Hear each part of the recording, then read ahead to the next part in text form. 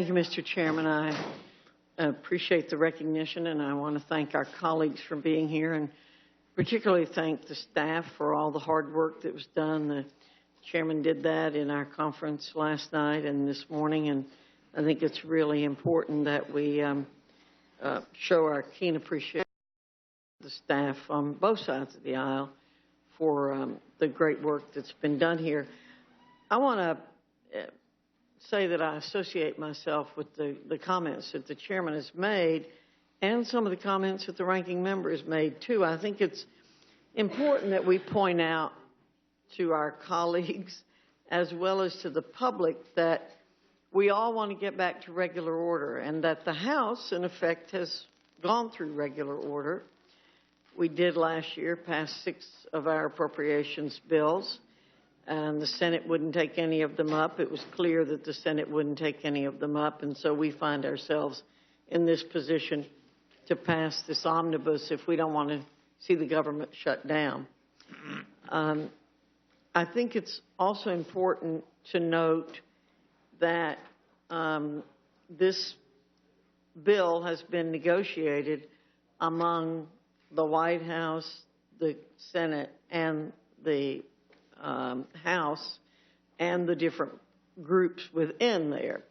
And I want to point out, I know for us on the Rules Committee, we know this very well, but I keep getting asked this question about the power of the purse, or I keep having that thrown at me at home and even here in the House, where people say, well, we have the power of the purse, therefore we should be able to do whatever we want to do in our appropriations bills. And I keep pointing out to people that Section 7 of Article 1 says, all bills for raising revenue shall originate in the House of Representatives, but the Senate may propose or concur with amendments as on other bills. Unfortunately, too many people who talk about the issue of the power of the purse leave out that clause in there that says, but the Senate may propose or concur with amendments as on other bills. And I believe many Americans have come to believe that the House has unilateral authority to pass our appropriations bills. And I honestly believe that in every case that we possibly can, we have to remind people that that is not the case. And that when you have a piece of legislation like this, there are true negotiations that go on.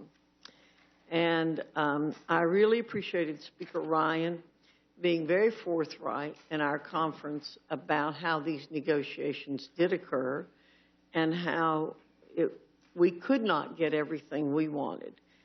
This bill doesn't represent any one person's desires in terms of how we would fund the federal government. I would have done it differently. The chairman would have done it differently.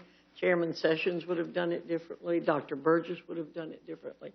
But that we live in a society where compromise is necessary.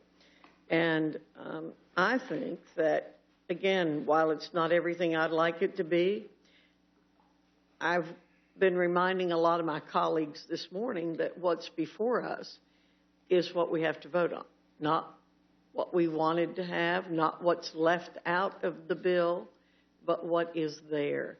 And so while it is not everything I'd like it to be, the good Lord hasn't chosen to put me in charge.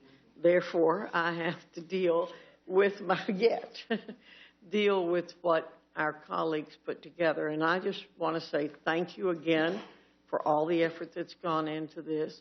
And I think we all fervently pray that we will be able to go to regular order next year, have this House pass its bills, and hopefully have the Senate pass some bills and send them to the President for better or for worse.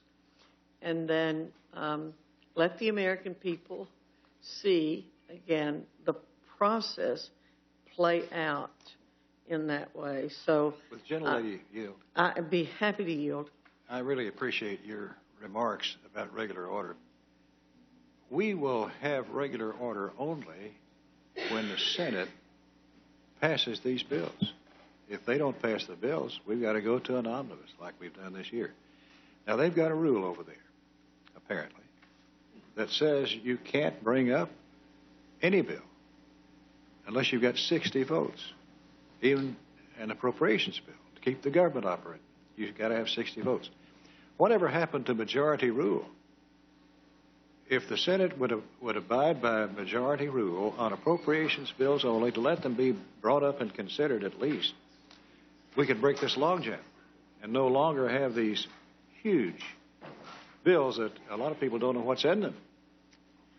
Well, again, I agree very much with the chairman, and I think, when people talk to me about it, I spoke to a group on Monday. I did my best to explain to them that the Senate requires 60 votes to bring up a bill. And so when the House is criticized for what we do or not do, we're given all that responsibility, which is one of the reasons I bring up Article 1, Section 7, is that it's important for the public to understand these bills have to be passed by the Senate and go to the President. And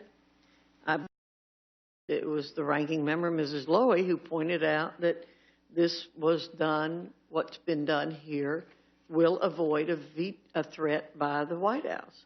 And so the White House has a consideration because we don't have the votes to override a veto, and neither does the Senate. And so I would ask my colleagues who are not happy with this legislation because it's not perfect, that they not let the perfect be the enemy of the good. And that we do everything we can to accept the positive things. I think the increased funding for NIH is wonderful.